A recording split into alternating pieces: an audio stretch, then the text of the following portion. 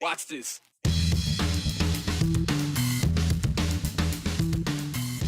Idaho's DOGE task force started as a way to trim government fat, but tonight it's taking on one of Idaho's biggest costs. We'll show you why voter-approved Medicaid expansion is front and center again. One of the most powerful budget voices at the State House is stepping away, just weeks before lawmakers return. Why Representative Wendy Horman's exit matters and what it means for Idaho's money. It isn't folklore, and it isn't exaggeration. Tonight, we revisit a heartbreaking moment in Idaho history that historians say did happen. The day a young boy lost his life inside the Idaho Capitol building nearly 100 years ago on this day. Every year, the dictionary companies, they publish a word of the year of sorts, and there's a lot of good candidates out there for 2025. In the politics world, it would appear that the top dog is DOGE. Maybe at this point, a little less play than earlier this year, but for a time, it was DOGE, DOGE, DOGE for months. Not just nationally either. Idaho let their DOGE loose in an effort to cut spending and duplicates and general government inefficiencies. A final list of 10 ideas for the Idaho DOGE task force was brought up for the full legislature, and they boiled it down to 6 actual action items just last month. Not on that list, but certainly in focus, has been Medicaid costs to the state of Idaho. For years, the Republican-dominated legislature has looked at growing costs that are a part of the program, specifically with the expansion population. Maybe a case today of save the best for last. During the final DOGE session before the 2026 legislative session, a major move was made. I have a motion from Representative Tanner to recommend that the germane committees explore repeal of Medicaid expansion. Hearing no further discussion, all in favor indicate by saying aye. Aye. Aye. Any opposed? Nay. So the ayes have it, and the vote came after a presentation from state experts giving numbers and trends on the cost of the program and what the coverage of Medicaid entails. Supporters of the cut say that the intent of the Medicaid program as a whole has gone off the tracks, with the growth of the expansion population specifically. We're losing focus of the most vulnerable population, and then this population has continued to grow up, becoming a large burden upon the state when we want these people back out in the workforce and actually working. So with that, my recommendation would be to repeal Medicaid expansion. And it's not a new conversation. Critics have questioned, though, if this is really something that this task force, the DOGE task force, needs to be focused on, taking a look back at the 3 things it was tasked to do. How we can ensure fiscal responsibility, prevent waste, and enhance accountability. When I look at the conversations that we started today through those presentations and the public testimony, I'm not sure that I can target specifically how we will ensure fiscal responsibility, how we will prevent waste, and how we will enhance accountability, given how complex this issue is. So to be clear, what DOGE did with Medicaid is a recommendation for the full legislature to begin considering as soon as next month. What this committee does here is very interesting. And was this committee the cause of the entire conversation to repeal Medicaid expansion for next year? No, this is and has been on the table for many years. As recently as last session, there were several efforts to do so. But DOGE studying it specifically gives the full legislature more data points and a mechanism of sorts to point back to in an official capacity rather than just having individual lawmakers citing reports. Nothing changes today, but the conversation is firmly on the path. And another conversation as a part of that same meeting as Gabriela Lopez joins us here today, questions if the Idaho Commission on Hispanic Affairs is an agency that needs to exist. Gabriela, what can you tell us about that part of the conversation in the DOGE task force? Yeah, Joe. So today the debate over the Idaho Commission on Hispanic Affairs centers on whether state funding should continue for an agency some lawmakers say prioritizes DEI initiatives over broader service to all Idahoans. The Idaho Commission on Hispanic Affairs Affairs gets an annual budget of $85,000 from the general fund, but lawmakers now question spending public funds on an agency they say prioritizes DEI initiatives. Now, some members of the task force also argue there are other local nonprofits serving the same community. This news isn't a surprise to many in the Hispanic community who feel some Idaho leaders have tried to dismantle the agency dating back to the start of the year. KTVB obtained public records showing communication between Nampa Senator Brian Lenny to ICHA, saying in part, quote, "We both know I'm going to be working to eliminate the Hispanic Commission this session. A race-based government commission is discriminatory by definition, and the whole thing screams DEI." Accusing the agency of providing services to undocumented people, saying, quote, "My constituents deserve to know if their tax dollars are going to help people who broke the law to be here. And frankly, do Hispanic Idahoans really need a government commission to help them navigate basic things?" During today's meeting, ICHA Director Annette Tipton defended the commission's 39th year history. Our mission is to serve as the bridge between Idaho's government and Hispanic population. I would argue that this office does not represent DEI. If we look back to 1987, when this office was founded, DEI wasn't even a thing. It was based on Idaho values where we care about our neighbors, we care about our partners and our communities. ICHA says 14% of Idaho's population identifies as Hispanic. The commission says it's essential for communication between the community and state leaders. When asked whether the commission could operate entirely on community funds instead of state money, Tipton said it could, but underscored that the connection with government is essential for all its effectiveness. The task force will make recommendations to the legislature in the coming weeks. Joe? So again, these are suggestions that one group of lawmakers are going to bring to the entire body. No word specifically on what those suggestions will look like, but as you can see from at least one Idaho senator, there's certainly a direction they want to go in, and that would be eliminating altogether. So we'll continue to follow it and hear from the people impacted in the coming weeks. Gabriela Lopez here on the 208. Thank you so much. Thank you. We've got a great team at HHS of Idahoans. I have 2 Idahoans working with me at ACF. More to come. I'll give you a little spoiler there. Well, the literary term here is foreshadowing as lawmakers get ready to gavel in a new legislative session. One of the most powerful voices shaping Idaho's budget is getting ready to step away. We learned early today that Representative Wendy Horman is set to resign from the Idaho legislature to take a federal job at the Department of Health and Human Services in Washington, D.C. Horman plans to officially step down January 5th, just 1 week before lawmakers return to Boise, and that move leaves a major role at the top of the committee that controls every dollar Idaho spends. For years, Representative Horman has been one of the architects of the state budget, serving as the House co-chair of the Joint Finance and Appropriations Committee, JFAC. So her departure comes as Idaho does face a very different financial picture than it did a number of years ago.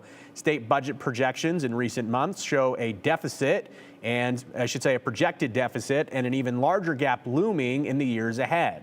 Idaho law requires a balanced budget, which means lawmakers are going to need to make some cuts, some changes, some tough calls altogether to make sure it's a balanced budget. So House leadership will now move quickly to appoint a new budget co-chair before the agencies get rolling with the JFAC process in January. And again, Representative Horman is heading to Washington, D.C. to lead the Federal Office of Child Care. That'll be led, of course, with Dr. Alex Adams, the former Department of Health and Welfare Director here in Idaho, continuing the work that she's focused on throughout her legislative career, especially around education and families. Her resignation, by the way, it also creates a natural vacancy for her spot in the Idaho House.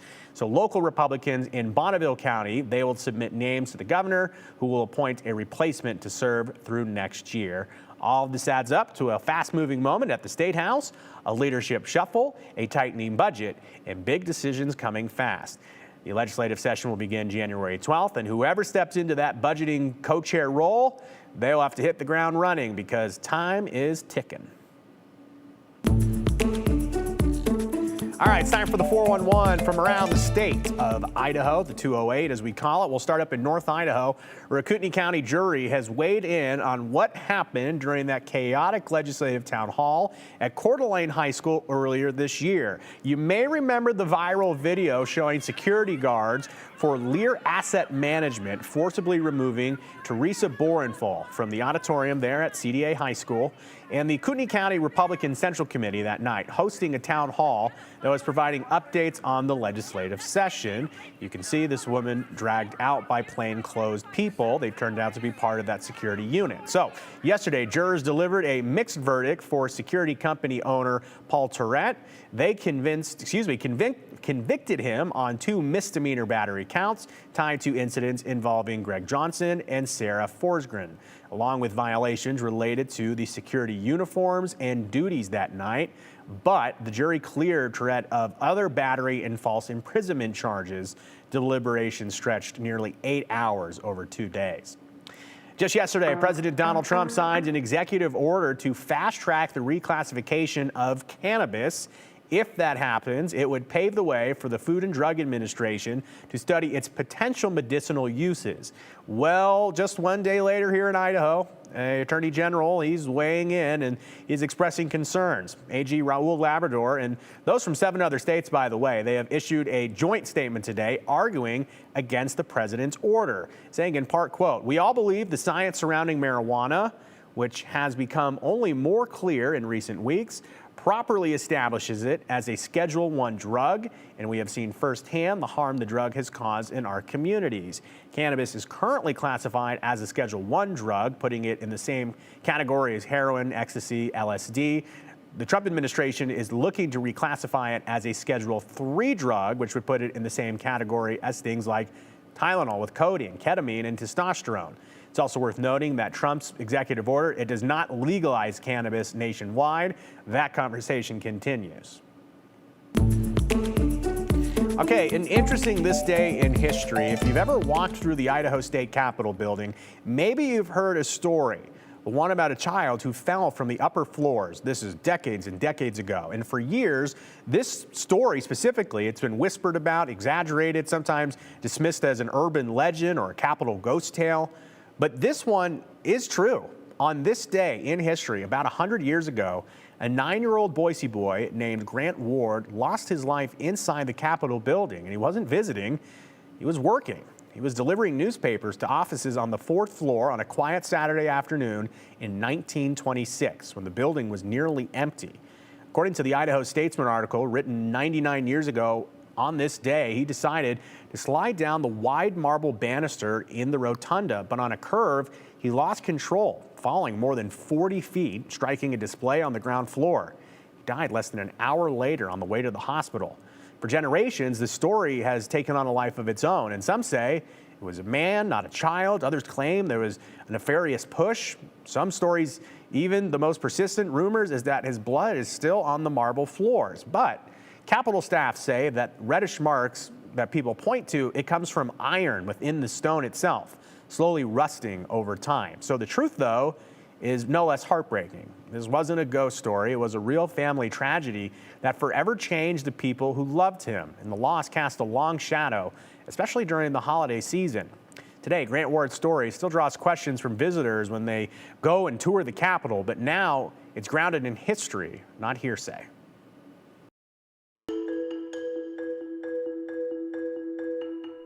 A familiar face is stepping into a big role with the City of Trees. We'll introduce you to the new leader of Boise Parks and Rec, someone who's been shaping Boise's parks for a decade and now gets to steer what comes next.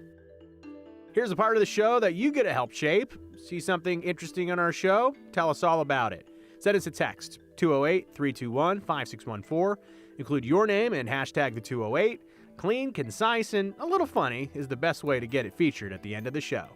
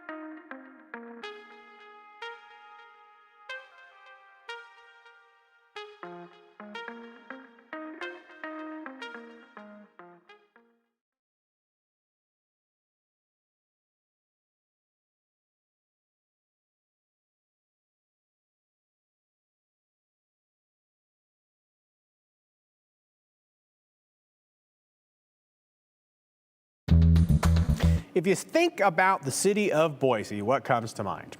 State Capitol, Boise State football, maybe the collection of beautiful parks and trails. It's that last one that Boiseans consistently point to as a centerpiece of the city of trees. And the person who oversees all of that, the director of Boise Parks and Recreation. A longtime director called it a career a few weeks back. His successor is now hard at work. It's a major responsibility. Not maintaining the status quo, but growing the greatness. In Idaho's capital city, there is a familiar face in a new role. This is Sarah Arkle, the City of Boise's new Director of Parks and Recreation. Her boss, Boise Mayor Lauren McLean, loves the experience she already has with the department. Sarah has served the city for how long now? 10 years. 10 years. Worked her way through the Parks Department and most recently was the superintendent of our parks. Tasked with an array of topics across the park system over the years, including a memorable live hike up Table Rock with a local news team. And it was 4 o'clock in the morning. It was? Oh my goodness, wow. We got the sunrise from the top of Table Rock cool. together. Yeah. It was pretty special. That's awesome. Jokes aside, it's a full circle moment for a dedicated city employee. It's a dream come true, to be honest. I mean, I live my life in parks and open spaces, and I get so much joy and feeling of belonging from that experience. And the ability to shepherd that and to foster that and create more opportunities for people to feel like they belong and to create community through our recreational program or through our open spaces or parks is just a dream come true. There are major shoes to fill. Doug Holloway retired in October after decades developing the Parks and Rec system we know today. He was a wonderful man to work for. I worked for him for 10 years. He was a mentor and a friend, and I miss him every day. But I think it's a good, I guess it's a blessing and a good reminder that the legacy he built and carried on is now the legacy that I get to continue and carry on. But now it's her turn to lead, and her compass is pointed in a specific direction. Every day we're working out in the community through programs and in these open spaces and public spaces to create places where people can connect and to continue to deliver wonderful programming. You know, whether you're hiking in the foothills, catching the sunrise, or whether you're taking an art class, you have a seamless experience with our department.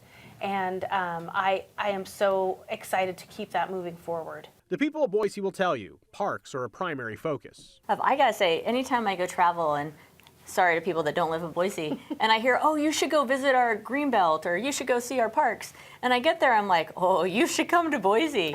Because we are just blessed in that sense. And it's possible, and this is, I'd say, what makes Boise different, makes us the most different and unique, I should say, is that it's Boise people that have said yes. The people continue to invest. A major initiative cleared voters just days into Arkle's tenure, the multi-million Boise Open Space Levy.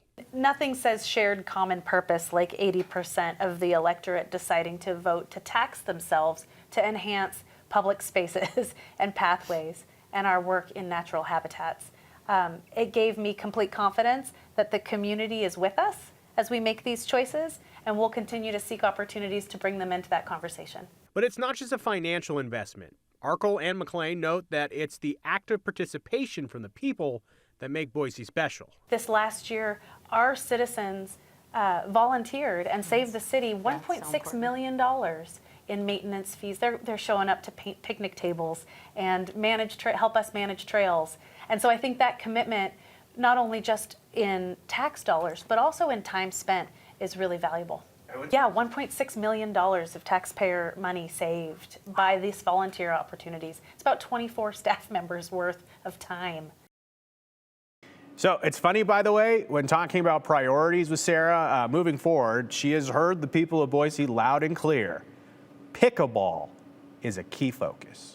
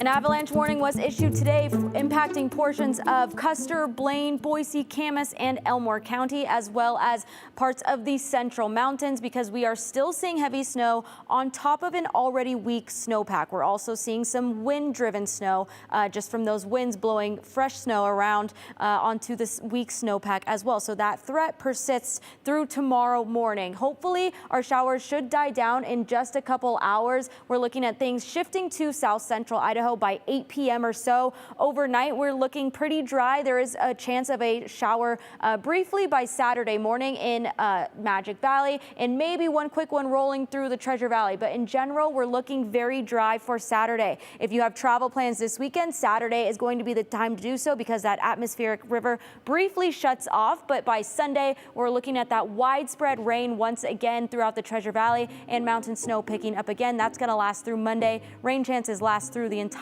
week for Christmas.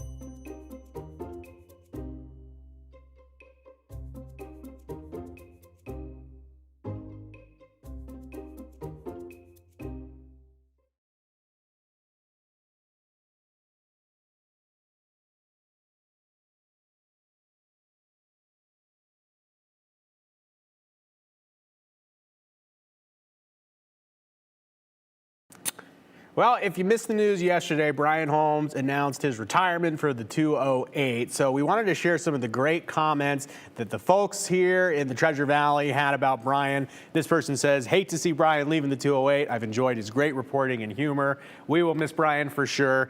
Brian, you'll be so missed. Good luck with future endeavors. Oh no, Brian, you've been our very favorite newscaster for so many years. Best show on TV. Best wishes to you. You will truly be missed in our household. Continue telling it like it is, and thank you, all deserved. This one says, thank you, Brian. Bravo. I know I'm not the only person who will miss you. I've considered you an unmet friend for years, and it won't be the same without you. Best wishes on there. If you see Brian out in the community, go say hi. He's very friendly. This person says, I have always looked forward to seeing your show every day. You are a breath of fresh air. Good luck to you and your your family. Your show has made me think, made me cry, and sometimes laugh my head off. Goodbye, and I wish for you to find another path that is so fulfilling. I mean, we got dozens and dozens of these. We'll do one more. Thank you, Brian. The 208 has been a light for 5 years. The new crew have big shoes to fill. I'm sure you will be great in whatever you do next. I got to tell you, this is also our last live 208 of the calendar year. We've got some great specials coming up. The 208 crew, and we're going to have a holiday break, but we will be back in January with our next live show. We have a tradition that started a number of years ago, by the way. When somebody like Brian leaves the station, we do something special.